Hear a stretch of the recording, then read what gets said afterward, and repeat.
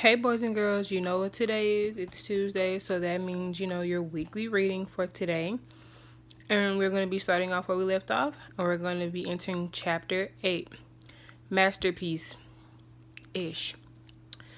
For the rest of the hour, the kids really got into the assignment. I didn't have to make them do anything at all. The tackled this one like it was chocolate cake. By the time the parents got there, our group project was done. It was a masterpiece. Well, close enough anyway. All the kids wanted to get their picture taken next to their new creation so they could print off the photo at home and put it on their refrigerators.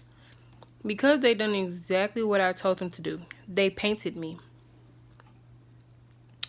When Mrs. Stickers came in to see how everything had gone, she looked like she was going to self-destruct. What in the world? She started to say just before Melinda's mom interrupted. Mrs. Stickers, I didn't know what you told this young man, but I've never seen my daughter more excited about art, she said. I certainly hope he'll be teaching the rest of the art program. The other kids were nodding, the parents were smiling, and Mrs. Stickers looked at like Melinda's mom had just was speaking Martian.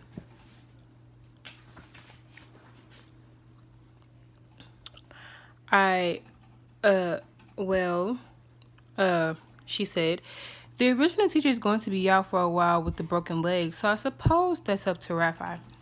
And since something told me I was going to need to cash in many other detentions, the ones I hadn't got yet, and also because I ended up having a blast with those crazy kids, believe it or not, I said it sounded like a good idea to me. So who knows? Maybe a whole career as an art teacher is ahead of me. Or maybe I just got lucky that day. All I know for sure is that sometimes a little imagination can go a long way, and a lot of imagination can go either farther. Chapter 9 One step forward, one very big step back. As soon as Raphael was done on stage, I came out to introduce our first musical guest, Maroon 5, who started rocking the house while the audience went wild. I told you it was going to be a big show. Right after that, I heard Storm Kid's voice over my headset. Okay, everyone, we have 4 minutes until our next storyteller, Big Kid. Would Big Kid please report to the stage? Big Kid, to the stage, please. You can call me Big, he radioed back. I'm your brother, after all. Less talking, more walking, little brother. Storm said, you're up next. As for Storm, I couldn't think of a better... Sorry, guys. I couldn't think of a better person to have our stage manager on this monster show.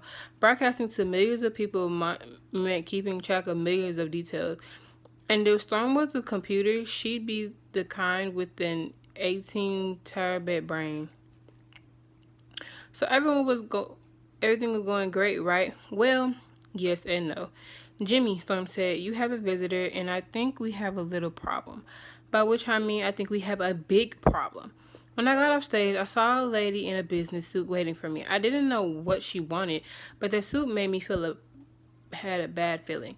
She looked like the only person for a mile around who wasn't there to have a good time. Hi, I'm Jimmy, I said. Can I help you?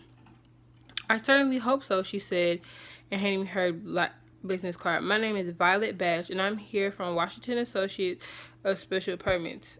The WASP? I said. That's correct, she said.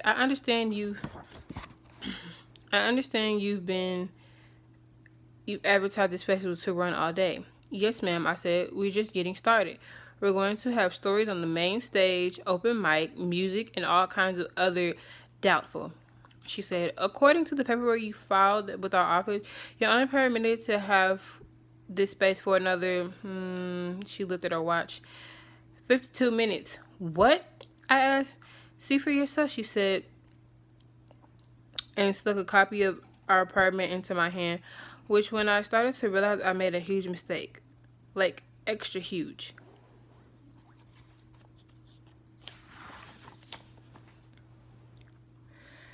Do you see where I checked off 12 p.m.?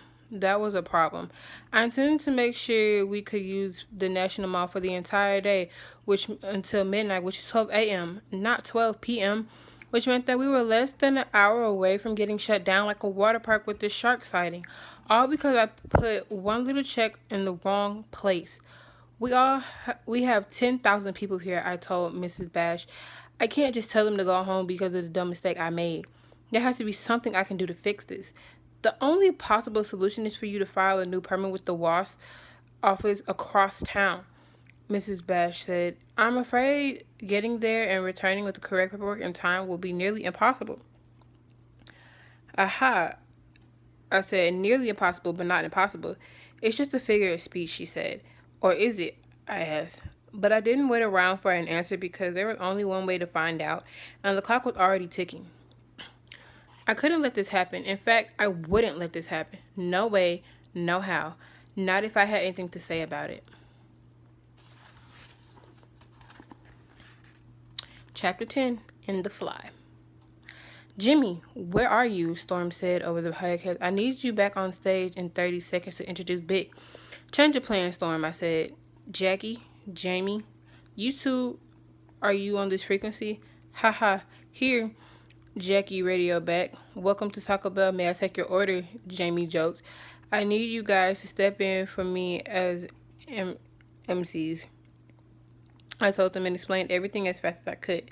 Jackie's a real-life movie star, and Jamie is the world's best kid comic. If anyone could host this thing while I was gone, it was them.